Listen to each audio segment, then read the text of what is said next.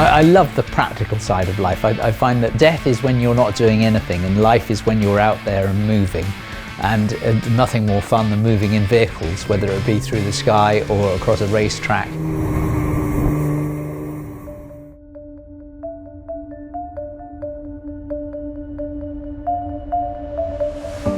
This is an original D-type Jaguar, XKD 558. The D-type sits in motoring history as one of the most iconic cars of all time. The secret was an unbelievably bright team up in Wolverhampton, not least Malcolm Sayer, who was an aeronautical engineer. Malcolm worked on the Bristol during the war, the Bristol bomber, and he understood quite a lot about aerodynamics, and from his mathematical background was able to design a shape mathematically and then build it to cut through the air like nothing else had done to date. So it was that combination of aviation joining the motoring world that enabled them to just get a jump on their competitors. So the D-type was the first time that aeronautical engineering had been used extensively in a car. I'm sitting on a 1944 two-seater Mark 9 Spitfire. When the Spitfire came into existence in 1936, it was an absolute revelation. There was a young man by the name of R.J. Mitchell who designed this from scratch, and he went back to first principles and created this elliptical wing and engineering that has never been seen before up to that time. And R.J. Mitchell used to race planes in the Schneider Trophy, and win the Schneider Trophy was his goal. So he built the finest racing planes of the time, and then he realized that there was a war coming our way, and he realized that the UK or Britain had nothing in the skies that had any ability. And so he went to the drawing board and created the Spitfire.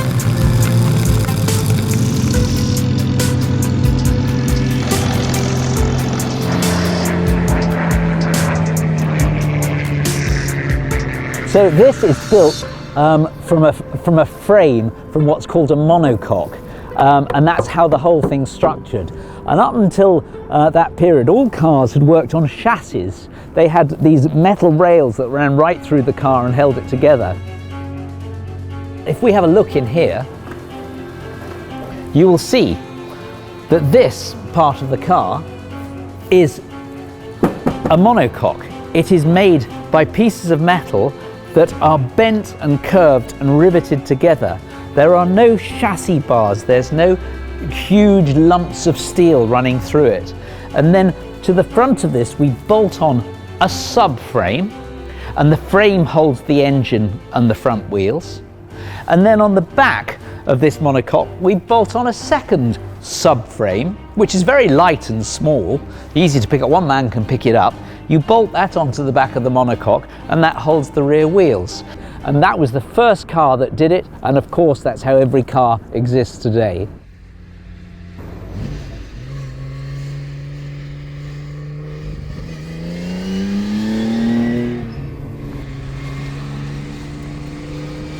Most of this aeroplane is aluminium, which was quite something in the time, but we've still got a little bit of canvas here and here on the tail.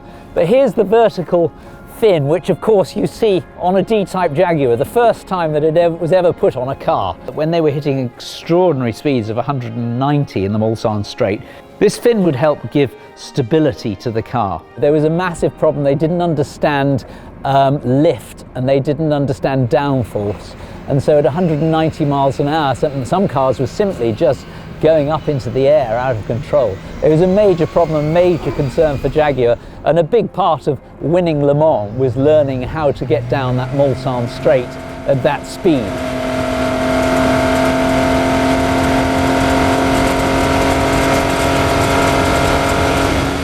This is the original engine from the car. But it's far too valuable to put in and race. So we've got it here on a stand, and what we've done is we've built a new race engine.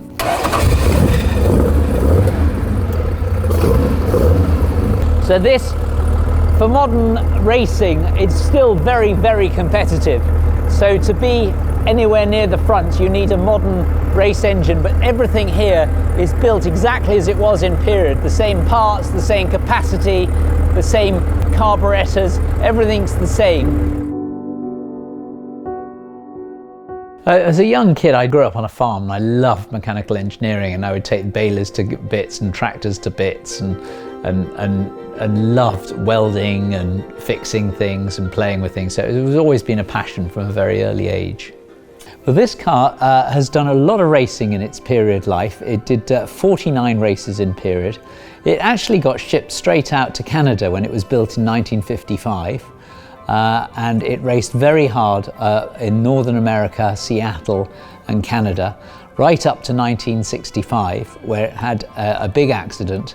The driver was okay, and then it sat in a container for 6 or 7 years until it came back to the UK and was rebuilt by Keith Lucas back into what we see today. The car was in a nice state. It looked very similar to what it looks now, but it was very tired underneath. The running gear was exhausted, the bushes were exhausted, the engine was exhausted, and it needed a lot of love and care. The retracing the history was probably the most exciting part of this build, because what you're trying to do is find out, have you got something genuine? It's a bit like treasure hunting. And when we actually found the marks that we were looking for, the signs, by digging through the old archive photographs of the car in history and then looking at it today and seeing if we could see any clues as to who it really was, that was probably the most exciting part. Rattenbury, when he ran the car, decided towards the end of his tenure to fit a fuel injection system, a Holben it was called. So he had to connect a cable that went out the front and all the way back to the pedal box. So if that was the case, then they would have had to have drilled a hole in the floor behind the accelerator to fit the cable and connect it to the pedal.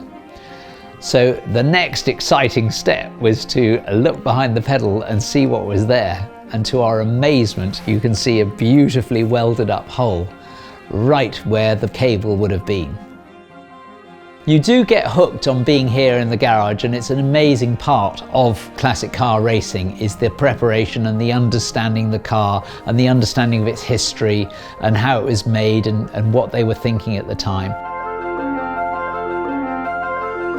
Yeah, there's a lovely scene of people who are absolutely passionate about what they do, and politics drop away and the worldly worries drop away, and there are just people passionate about petrol and motors and how to make them work.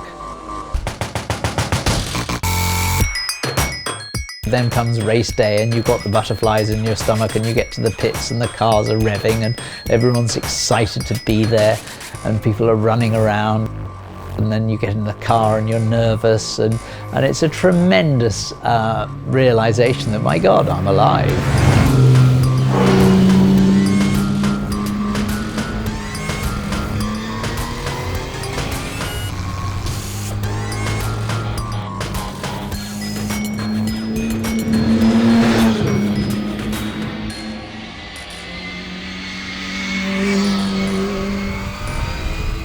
This year, being at Le Mans, I was in second position on the start, and we had got a great start. The car was going well, and got through on the inside on the first corner and led the first Le Mans race for the first 15 minutes. And just being out front at Le Mans in a D-type with a field of 60 cars behind you was the most fantastic feeling, going down that Mulsanne straight. I just couldn't believe it. I was just like, oh my God, you know. And you've got to take in where you are, the history of where you are. You know, you're at Le Mans and you're on the Mulsanne straight, and there's people all around you. You're coming into a corner, braking hard, you know, from 160 miles an hour down into a corner, and it's just so exciting. I find them very similar, driving and flying, because the art of life seems to come in precision. And when you're flying and doing a circuit and coming into land, it's about hitting exactly 100 miles an hour when you're at the end of downwind, and exactly 90 miles an hour as you're coming around the corner, and exactly 85 miles an hour just before you flare. And it's the same in the D-type at Le Mans. You want to hit that apex exactly every time in the same place, and not 6 inches this side or 6 inches that side. You really want to be nailing it. And when you do, you get this extraordinary buzz, this extraordinary feeling of, oh my God. And that's what you get when you look at a D-type. You just look at it and go, oh my God, it's right. I think it's terribly important, and it's the same with the Spitfire, that we don't take these incredible and expensive and beautiful machines and put them in a museum for people to stand back at. To me, it's about taking the red ropes down, getting the people through, allowing them to touch it, feel it, and then drive it and fly it and get it out there and get it doing what it was supposed to do